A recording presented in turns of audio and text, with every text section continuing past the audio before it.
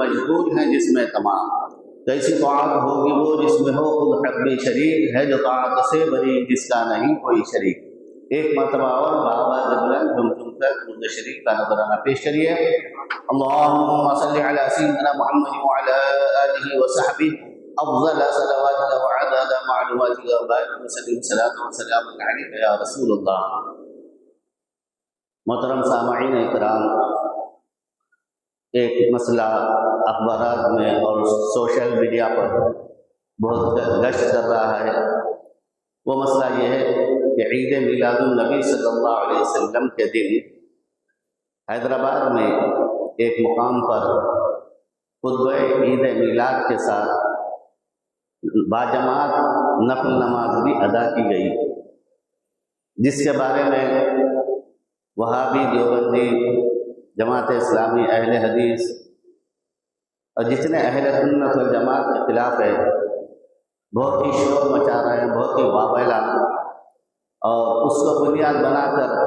سرے سے عید میلاد النبی صلی اللہ علیہ وسلم کا ہی انکار کر رہے ہیں۔ اب دیکھیے،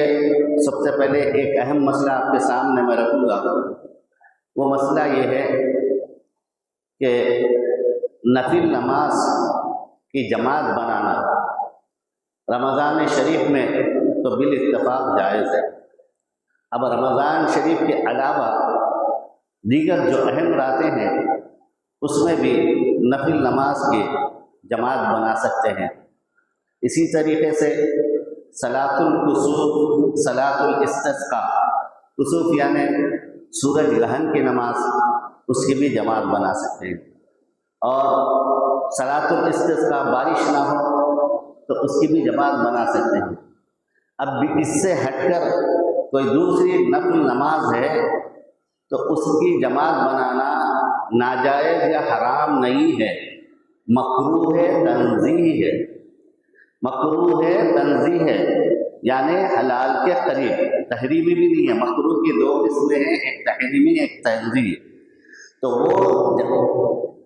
رمضان شریف کے علاوہ دیگر دنوں میں، خاص راتوں کو چھوڑ کر دیگر دنوں میں، دیگر ایام میں، دیگر راتوں میں باجماعت نماز ادا کرنا یہ حرام نہیں ہے، ناجائز نہیں ہے، مکروہ تنزیہ ہے۔ اب رہا شکرانے کے طور پر، اگر کوئی انفرادی طور پر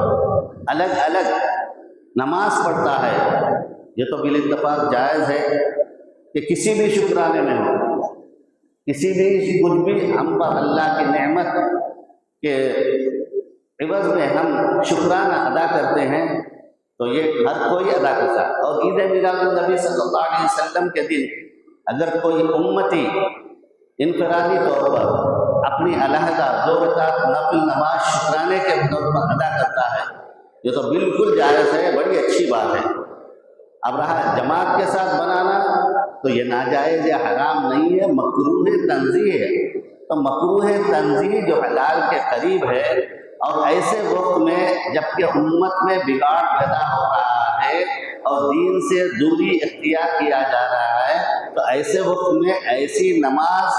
کو ایسی جماعت بنانا تو یہ تو جو فضیلت والی بات ہو جاتی ہے۔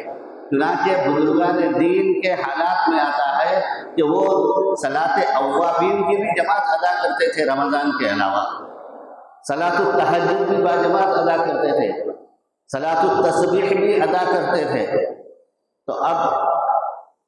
صرف اتنا ہی کہا جا سکتا ہے کہ انہوں نے مکروہ تنزیہی جو حلال کے قریب ہے وہ کام کیا۔ اس سے ہٹ کے زیادہ واویلا مچانا، زیادہ تنقید کرنا اور شور مچانا یہ بالکل درست بات نہیں ہے۔ اب دوسری بات کہ اب میلاد جلوس جو نکالا جاتا ہے، تو میلاد جلوس شرعی حدود میں رہ کر اگر آپ نکال رہے ہیں، آپ شامل ہو رہے ہیں اس میں، تو یہ بالکل جائز ہے۔ اور شرعی حدود کے خلاف ورزی کرتے ہوئے اپنی نفسانی خواہش کو پورا کرنے کے لیے، اور نام میلاد النبی صلی اللہ علیہ وسلم ہے، مگر اس کے ساتھ ساتھ اپنا شور شرابہ، ڈی جے بجانا، گاڑیوں کی آوازیں نکالنا، راستے روک دینا اور چیخ و پکار کرنا، ادب کو مضبوط نہیں رکھنا، تو یہ جو ہے سو اس طریقے سے میلاد جلوس نکالنے کی اجازت، آپ ادب سے نکالیے، آپ کلمہ طیبہ کا ورد رکھیے، آپ نعرہ تکبیر کا جو ہے نعرہ لگائیے، نعرہ رسالت کا لگائیے، نعرہ صداقت کا لگائیے، نعرہ عدالت کا لگائیے، نعرہ سخاوت کا لگائیے، نعرہ شجاعت کا لگائیے، نعرہ غوث لگائیے، نعرہ خواجہ لگائیے، علماء اہل سنت والجماعت زندہ باد اس کا نعرہ لگائیے، یا رسول اللہ کا نعرہ لگاتے رہیے، فدا کا حبیب و امی یا رسول اللہ کا نعرہ لگائیے۔ اس کے ساتھ ساتھ جب نماز کا ٹائم ہوتا ہے، نماز کا وقت آتا ہے، تو جلوس جہاں سے بھی گزر رہا ہے وہاں قریب میں کوئی مسجد ہے تو اس مسجد میں نماز ادا کر لینا چاہیے، سنی امام کے پیچھے نماز ادا نہیں بھائی اب بعد میں پڑھ لیں گے ہم، اب یہ جلوس، تو ایسا نہیں ہے۔ اللہ کے رسول صلی اللہ علیہ وسلم نے نماز کے بارے میں بڑی تاکید فرمائی ہے کہ جس نے نماز کو قائم کیا اس نے نماز دین کو قائم کیا، الصلاۃ عماد الدین، نماز دین کا ستون ہے، فمن اقامہا اقام الدین، جس نے نماز کو قائم کیا اس نے دین کو قائم کیا، اور ومن ہدمہا فقد ہدم الدین، کہ جس نے نماز کو چھوڑ دیا، ڈھا دیا، اس نے دین کو ڈھا دیا۔ تو یاد رکھیے کہ میلاد النبی صلی اللہ علیہ وسلم کا دن ہو یا جلوس کا دن ہو یا کسی اور موقع پر ہو، ہمیں نماز کو نہیں چھوڑنا چاہیے، نماز کا اہتمام برقرار رکھنا چاہیے۔ اب آئیے اور ایک بات، ایک مسئلہ اٹھایا جاتا ہے کہ 12 ربیع الاول کو حضور صلی اللہ علیہ وسلم کی پیدائش ہوئی تو وصال بھی 12 ربیع الاول کو ہی ہوا، تو جب ولادت بھی ہوئی، وصال بھی ہوا، تو صرف یوم ولادت کیوں مناتے ہیں؟ صرف میلاد النبی کیوں مناتے ہیں؟ وصال النبی بھی مناؤ، انتقال کا دن بھی مناؤ، وصال کا دن مناؤ، وفات النبی مناؤ صلی اللہ علیہ وسلم۔ تو آئیے اس بارے میں علماء نے کیا بیان کیا ہے کہ ہم اہل سنت والجماعت صدق دل سے اس بات کا یقین رکھتے ہیں اور زبان سے اقرار کرتے ہیں کہ حیات النبی، کہ نبی صلی اللہ علیہ وسلم زندہ ہے، یہ ہمارا عقیدہ ہے، اس کو کوئی ہلا نہیں سکتا، اور جو اس کا انکار کرتا ہے وہ کافر ہے۔ جو حضور صلی اللہ علیہ وسلم کو زندہ نہیں سمجھتا ہے، حیات النبی کا قائل نہیں ہے، تو وہ مسلمان نہیں ہے، وہ کافر ہو جاتا ہے اہل سنت و جماعت میں۔ اب دیکھیے زندہ کس طریقے سے، اس کی تشریح بھی علماء اہل سنت و جماعت نے بیان کیا ہے کہ ہر ایک انسان کا انتقال ہو جاتا ہے، وصال ہو جاتا ہے، مر جاتا ہے، تو اس کی ایک لطیف جسم عالم برزخ میں موجود ہے۔ یہ جس طریقے سے ہمارا جسم ہے نا، اسی طریقے سے یہ کثیف جسم ہے، اور ہر ایک کا ایک جسم عالم برزخ میں ایک لطیف جسم موجود ہے۔ تو جب انسان انتقال کر جاتا ہے، جب اسے قبر میں دفنایا جاتا ہے، تو پھر یہ جب روح نکال دی جاتی ہے تو اس روح کو اس لطیف جسم میں منتقل کیا جاتا ہے، لطیف جسم میں منتقل کیا جاتا ہے، تو انسان کا جسم تبدیل ہو گیا۔ اب انسان کا جسم تبدیل ہو گیا، اسی لیے ہم کہتے ہیں کہ وہ مر گیا، اس کا انتقال ہو گیا، مگر وہ بھی وہاں پر جانے کے بعد چاہے مسلمان ہو یا کافر ہو، وہ زندہ ہے، مگر اس جسم کے ساتھ نہیں، لطیف جسم کے ساتھ ہے۔ اور اگر وہ زندہ نہیں رہتا، سن نہیں سکتا، بات کر نہیں سکتا، جواب نہیں دے سکتا، تو پھر قبر میں جو سوالات ہیں، فرشتے آ کے سوالات کرتے ہیں، مر رب کا، تمہارا رب کون ہے، ما دین کا، تمہارا دین کیا ہے، اور من نبی کا، تمہارے نبی کون ہے، یہ کس سے سوالات کر رہے ہیں؟ مر کے مٹی میں مل گیا، کچھ بھی نہیں رہا، تو پھر یہ سوالات کس سے کر رہے ہیں؟ منکر نکیر۔ تو پتہ یہ چلا کہ ہر ایک انسان وہاں پر زندہ ہے، مگر لطیف جسم کے ساتھ وہ زندہ ہے، اسی لیے سوالات ہو رہے ہیں، ورنہ سوالات کے معنی نہیں مر گیا ختم ہو گیا، جیسا ہے وہاں بھی لوگ کہتے ہیں مر گیا ختم ہو گیا، مٹی، نعوذ باللہ۔ حضور صلی اللہ علیہ وسلم کے تعلق سے یہ عقیدہ دیتے ہیں مر کر مٹی میں مل گئے، نعوذ باللہ من ذالک۔ تو یاد رکھیے کہ عام مسلمان بھی جو ہے وہ بھی اس کا لطیف جسم موجود ہے، اس میں روح منتقل کی جاتی ہے، اس سے سوالات ہوتے ہیں، وہ اس کے جوابات دیتا ہے اور کامیاب ہوتا ہے ایک سچا اور پکا مسلمان۔ تو اب حضور صلی اللہ علیہ وسلم کا وصال ہوا، وصال کے بعد اب آپ کی روح مبارک کو جب نکالا گیا تو ایک لطیف جسم کی ضرورت تھی کہ لطیف جسم میں آپ کی روح کو منتقل کیا جائے۔ یہ بڑی طویل جو ہے سو بحث کیا، میں اس کو مختصراً آپ کے سامنے عرض کر رہا ہوں اختصار کے ساتھ۔ تو جب حضور صلی اللہ علیہ وسلم کا وصال ہو گیا تو اب اس جسم کو چھوڑ کر دوسرے لطیف جسم کی ضرورت ہوئی۔ تو اب حضور صلی اللہ علیہ وسلم کا یہ جسم تھا، اس کی مثال آخرت میں، عالم برزخ میں، جنت میں کہیں پر بھی وہ جسم نہیں مل سکا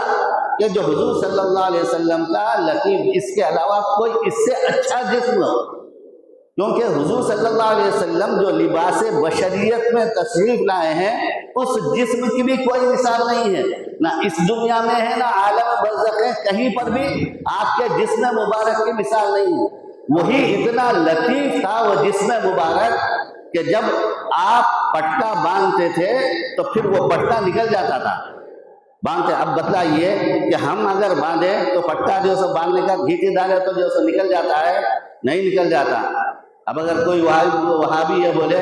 کہ وہ بھی انسان، ہم بھی انسان، وہ بھی بشر، ہم بھی بشر، تو ٹھیک ہے، یہ بتلا کہ حضور صلی اللہ علیہ وسلم کے جب پٹکا باندھتے تھے تو پٹکا نکل جاتا تھا۔ اب تم بھی ویسے انسان ہے نا، تم کو بھی ہم پٹکا باندھتے ہیں، ڈال کے اچھا کر دیجئے، مسئلہ ہی حل ہو جاتا، اس لیے کہ وہ ختم ہی ہو جاتا ہے۔ تو یہ حضور صلی اللہ علیہ وسلم کا جسم مبارک لطیف جسم ہے، اس کی مثال کہیں پر بھی نہیں ہے۔ اللہ تعالیٰ نے اور کوئی جسم ایسا بنایا ہی نہیں جو اپنے حبیب کا اس دنیا میں آیا تو بنایا ویسا ہے، تو وہ خود بے مثل و بے مثال تھا، اسی لیے اتنا لطیف اور اتنا نور والا کہ حضور صلی اللہ علیہ وسلم چلتے پھرتے اٹھتے بیٹھتے کہیں پہ بھی رہتے آپ کے جسم مبارک کا سایہ نہیں پڑتا تھا۔ جب سایہ نہیں پڑتا تھا تو بے مثل و بے مثال جسم تھا۔ تو اب اللہ تعالیٰ کی طرف سے حکم ہوا کہ اے فرشتوں سنو، میرے حبیب کے جسم کی مثال کہیں پر بھی نہیں ہے، میں نے بنایا ہی نہیں ہے، اب لہٰذا تم اسی جسم مبارک میں روح کو منتقل کر دو۔ تو حضور صلی اللہ علیہ وسلم وصال فرمانے سے پہلے جو جسم مبارک تھا اسی جسم مبارک میں روح داخل کر دی گئی، تو اسی لیے ہم حیات النبی کہتے ہیں کہ نبی اسی جسم کے ساتھ قبر میں آرام فرما رہے ہیں اور زندہ ہے حیات النبی۔ جب حیات النبی ہے تو پھر ہم وصال النبی منائے کیوں؟ وصال النبی منائے کیوں؟ جب حضور صلی اللہ علیہ وسلم کے لطیف یہ آپ کے اسی جسم مبارک میں روح داخل کر دی گئی ہے، تو اسی لیے تو اللہ کے رسول صلی اللہ علیہ وسلم نے کیا ارشاد فرمایا، اور قبر میں اور انسانوں کی مثال کچھ اور رہتی ہے، مگر انبیاء کا اور حضور صلی اللہ علیہ وسلم کا معاملہ کیا رہتا ہے۔ ایک مرتبہ اللہ کے رسول صلی اللہ علیہ وسلم نے صحابہ سے ارشاد فرمایا کہ تم جمعے کے دن مجھ پر کثرت سے درود بھیجا کرو، کیونکہ تمہارا درود مجھ پر پیش کیا جاتا ہے۔ تو صحابہ نے عرض کیا یا رسول اللہ صلی اللہ علیہ وسلم، آپ کے وصال کے بعد بھی آپ پر درود پیش کیا جاتا ہے، جبکہ ہمارا مشاہدہ یہ ہے کہ ایک انسان مر جاتا ہے تو اس کا جسم گل جاتا ہے، ہڈیاں بوسیدہ ہو جاتی ہیں اور وہ باقی نہیں رہتا۔ تو اللہ کے رسول صلی اللہ علیہ وسلم نے ارشاد فرمایا ان اللہ حرم علی الارض ان تأکل اجساد الانبیاء، بے شک اللہ تعالیٰ نے زمین کو حرام قرار دیا ہے کہ ان کے جسموں کو کھائے۔ تو صحابہ نے صرف حضور صلی اللہ علیہ وسلم کے متعلق عرض کیا، مگر اللہ کے رسول صلی اللہ علیہ وسلم نے پورے انبیاء کے متعلق یہ عقیدہ دیا کہ ان کا جسم مبارک زمین میں محفوظ ہے، جہاں پر بھی ہے انبیاء کا جسم محفوظ ہے، جس طریقے سے دنیا میں تھے اسی طریقے سے وہ عالم برزخ میں بھی ان کا جسم محفوظ ہے۔ زمین جو سو ان کے جسموں کو نہیں کھا سکتی، کیڑے مکوڑے ان کے جسموں کو نہیں کھا سکتے۔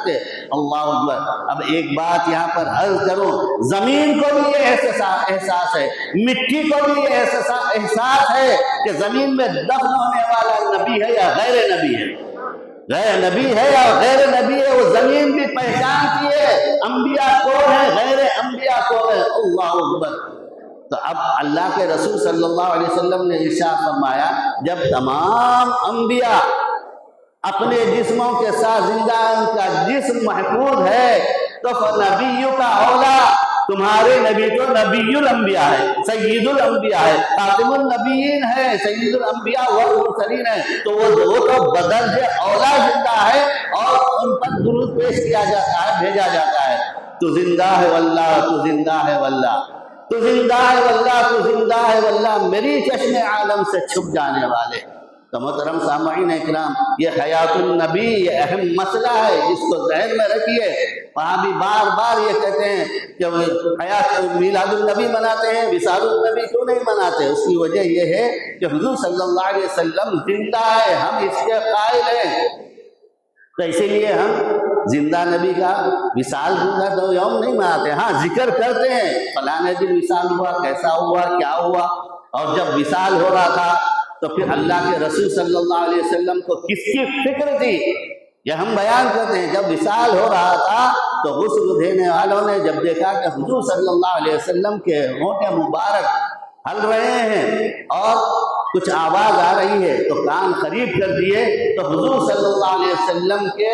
ہونٹوں پہ یہ آواز تھی، ربی حبلی امتی، ربی حبلی امتی، اے رب میری امت کو بخش دے، میری امت کو بخش دے، میری امت کو بخش دے۔ اللہ اکبر۔ کیسا نبی اللہ تعالیٰ نے ہمیں عطا فرمایا ہے، کیسا رسول ہمیں عطا فرمایا ہے، جو ہمیشہ ہماری فکر میں مستغرق رہے، ہمیں یاد کرتے رہے، ہماری بخشش کی اللہ کے بارگاہ میں دعا کرتے رہے۔ جب آپ کی پیدائش ہوئی، آپ پیدا ہوئے، حضرت سیدہ آمنہ رضی اللہ تعالی عنہا کہتی ہیں کہ اللہ کے رسول صلی اللہ علیہ وسلم پیدا ہوئے تو سجدے کی حالت میں پیدا ہوئے، سجدہ کرتے ہوئے پیدا ہوئے،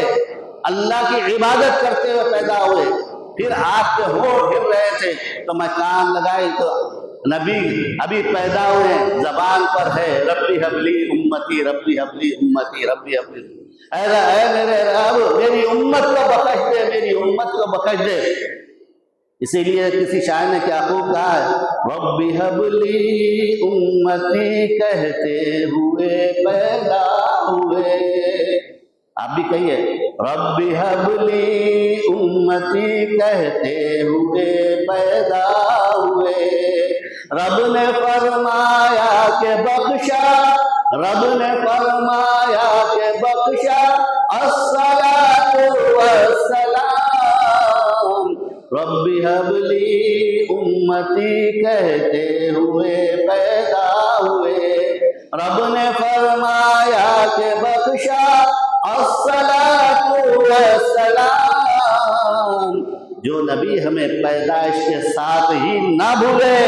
جو ہر مقام پر ہمیں یاد کرتے رہے، معراج شریف میں ہمیں یاد کرتے رہے، جو نبی وصال ہو گیا ہے اس وقت بھی ہمیں یاد کر رہے ہیں، امت کو یاد کر رہے ہیں، ہر جگہ یاد کر رہے ہیں۔ جب نبی کا نور بنا، حضرت سیدنا جابر رضی اللہ تعالیٰ عنہ روایت کرتے ہیں کہ میں نے اللہ کے نبی سے یہ عرض کیا، یہ سوال کیا، یہ معروضہ کرا تھا، اے اللہ کے نبی یا رسول اللہ صلی اللہ علیہ وسلم، یہ تو بتلائیے کہ اللہ تعالیٰ نے سب سے پہلے کس چیز کو پیدا کیا؟ تو زبان رسالت نے یہ اعلان فرمایا، اللہ کے رسول صلی اللہ علیہ وسلم نے ارشاد فرمایا، یا جابر ان اللہ خلق قبل الاشیاء نور نبی کا من نوری، اے جابر سن لو، اللہ تعالیٰ نے ہر چیز سے پہلے، سورج سے پہلے، چاند سے پہلے، دن سے پہلے، رات سے پہلے، جنت سے پہلے، ہر چیز سے پہلے جب کوئی چیز نہیں تھی اس وقت اللہ تعالیٰ نے اپنے نور سے تمہارے نبی کے نور کو پیدا کیا۔ اسی لیے ہم کہتے ہیں نور والا آیا ہے، نور لے کر آیا ہے، سارے عالم میں دیکھو کہ کیسا نور چھایا ہے۔ بولیے نور والا آیا ہے، نور لے کر آیا ہے، سارے عالم میں دیکھو یہ کیسا نور چھایا ہے۔ حضور صلی اللہ علیہ وسلم کی بارگاہ میں دو صحابی، عشاء کی جماعت ہو چکی، عشاء کی نماز ہو چکی، سب چلے گئے، وہ دو صحابی بیٹھے رہے، حضور صلی اللہ علیہ وسلم سے فیض حاصل کرتے رہے۔ اس کے بعد کافی دیر ہو چکی تو اب وہ صحابی جا رہے ہیں، رات بہت ہو چکی تھی، رات کی تاریخی تھی، اندھیرا تھا۔ بخاری شریف میں یہ روایت موجود ہے، میلاد نامے میں محدث دکن ابو الحسن سید عبداللہ شاہ صاحب قبلہ علیہ رحمۃ و رضوان نے بھی بیان کیا ہے، بڑی اندھیری رات ہے، اب یہ دونوں صحابہ کو اپنے اپنے گھر جانا ہے، کچھ بھی دکھائی نہیں پڑ رہا ہے، آج کے جیسا ماحول نہیں تھا، راستوں پہ لائٹیں لگی ہوئی، چراغیں لگی ہوئی، خندق لگی ہوئی نہیں، کچھ بھی نہیں تھا، بالکل اندھیرا ہی اندھیرا ہے، ہر طرف اندھیرا ہے، اب یہ گھر کو جانا ہے، تب پریشان نہیں ہوتے، اللہ کے رسول صلی اللہ علیہ وسلم کی بارگاہ میں عرض کرتے ہیں کہ یا رسول اللہ صلی اللہ علیہ وسلم، رات بہت ہو چکی ہے، گھٹا ٹوٹ تاریخی ہے، گھر کو پہنچنا ہے، کچھ دکھائی نہیں پڑ رہا ہے، ہم گھر کو نہیں جا سکتے، کیا کرنا چاہیے؟ اللہ کے رسول صلی اللہ علیہ وسلم نے یہ نہیں فرمایا کہ صحابیوں مسجد میں ہی فجر تک رک جاؤ، فجر کی نماز ادا کرو، اس کے بعد سورج کی روشنی نکلے گی، اس کی روشنی میں چلے جانا، اس کی روشنی۔ اور صحابہ نے بھی اس مقصد سے نہیں پوچھا کہ مسجد میں قیام کر لیں اور صبح فجر کے بعد چلے جائیں، بلکہ ان کا یہ عقیدہ تھا کہ ہمارے آقا نور والے ہیں، نور عطا کر دے تو ہم اپنے گھر تک چلے جا سکتے ہیں، تو اس لیے عرض کیا تو اللہ کے رسول صلی اللہ علیہ وسلم نے وہ دونوں صحابہ میں ایک کے پاس ایک عصا، ایک کے پاس ایک عصا، ان کے پاس ایک لکڑی، ان کے پاس ایک لکڑی تھی۔ یاد رکھیے عصا مبارک، عصا رکھنا سنت ہے، اب آپ بھی کیا، ہم ائمہ بھی وہ نہیں رکھتے، وہ رکھے تو اس کی بات ہی الگ رہتی ہے، اس کی شان ہی الگ رہتی ہے۔ خیر ہم ہتھیار سے، ہم یہ فن سے بہت دور ہو گئے ہیں، اس فن کی طرف توجہ دینا چاہیے تاکہ جو ہماری صحت اچھی رہے، ساتھ ہی ساتھ جب دشمن ہم پر بلا وجہ کے کوئی تکلیف پہنچانے کا اگر اندیشہ ہو تو ہم ان کا منہ توڑ جواب دے سکیں۔ اپنے جسم کو بھی بنانا ہے، فن بھی سیکھنا ہے، تیار رہنا ہے، ایسا نہیں کہ بزدلی کی موت مر جانا نہیں۔ اگر کوئی ایسا کچھ کر رہا ہے تو اگر کسی تو لوٹا کے جانا، یہ کہنا کہ ہمارے پاس بھی شیر کا دل ہے، ہم نے کلمہ پڑھا ہے، یہ جرأت، یہ جسارت، یہ ہم میں آنا چاہیے، ڈر مر کے نہیں مرنا چاہیے۔ اور یہ اس لیے کہہ رہا ہوں میں کہ آج ظلم بہت بڑھ رہا ہے اور حکومتیں، گورنمنٹ، پولیس وغیرہ ساتھ نہیں دے رہی ہے، ہم اقلیتوں کا، ہم مسلمانوں کا خاص طور پر ساتھ نہیں دے رہی ہے، تو حفظ ما تقدم کے قانون نے اجازت دی ہے، ہندوستان کا دستور اپنے دفاع کے لیے، اپنے تحفظ کے لیے ہاتھ اٹھانے کی اجازت دیتا ہے، تو آپ اس کے لیے بھی تیار رہنا ہے۔ خیر میں عرض کر رہا تھا صحابہ کرام کے پاس عصا رہتا تھا، تو وہ دونوں صحابی کے پاس ایک عصا ہے، ایک کے پاس ایک عصا ہے۔ اللہ کے رسول صلی اللہ علیہ وسلم نے ایک صحابی سے کہا تمہارا عصا آگے کرو، انہوں نے عصا اپنا آگے کر دیا، اللہ کے رسول صلی اللہ علیہ وسلم نے ہاتھ لگا دیا، وہ عصا روشن ہو گیا، ہاتھ لگا دیا، وہ عصا روشن ہو گیا اور بڑی زبردست روشنی والا ہو گیا۔ اب وہ صحابہ، دونوں صحابی اس روشنی میں جا رہے ہیں، بخاری شریف کی روایت ہے، روشنی میں جا رہے ہیں۔ اب ایک مقام ایسا آیا کہ ایک صحابی کا گھر ایک طرف ہے، ایک صحابی کا گھر ایک طرف ہے، ایک صحابی کا گھر ایک طرف ہے، ایک صحابی کا گھر ایک طرف ہے۔ اب کیا کرنا چاہیے؟ ہمارا ذہن تو یہ کام کرے گا کہ وہ صحابی جس کا عصا روشن ہے وہ دوسرے صحابی کے گھر تک جائے، ان کو چھوڑے، پھر اپنے گھر آئے، ہمارا ذہن یہ کام کرتا ہے۔ مگر وہ عاشقان مصطفیٰ صلی اللہ علیہ وسلم تھے، ان کا اپنے نبی کے ساتھ یقین کیسا تھا، ان کا یقین کتنا زبردست تھا، کتنا محکم تھا، یقین محکم، عمل پہ ہے محبت آتے عالم، جہاد زندگانی میں ہے یہ مردوں کی شمشیریں، کتنا یقین تھا اپنے نبی کے ساتھ۔ اب نبی نے جس عصا کو ہاتھ لگایا وہ روشن ہو گیا، تو وہ صحابی نے کہا میں تمہارے گھر تک نہیں چلتا، اور انہوں نے بھی کہا تم ہمارے گھر تک آنے کی ضرورت نہیں ہے، میرے عصا کو، وہ نبی والا ہاتھ جس عصا سے روشن ہو گیا اس سے اس کو لگا دو، چنانچہ لگا دیا، وہ عصا بھی روشن ہو گیا۔ نور والا آیا ہے، نور لے کر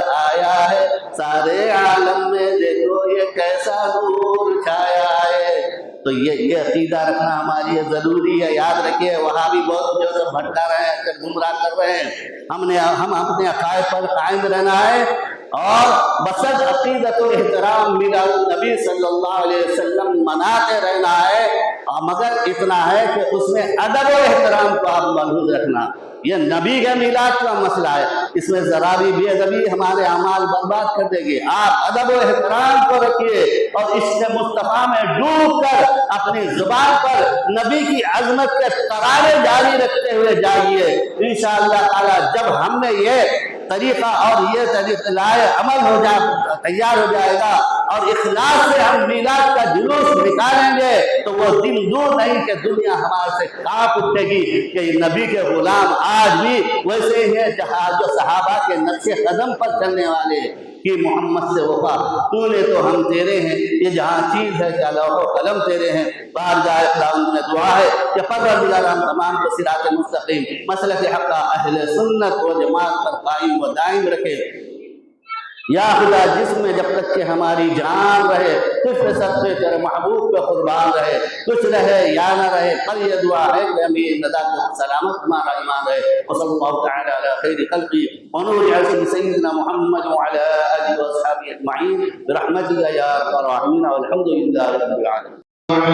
محمد صلی اللہ علیہ وسلم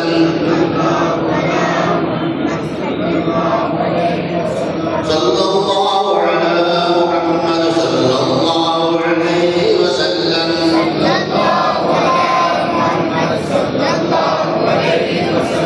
صلی اللہ علی محمد صلی اللہ علیہ وسلم.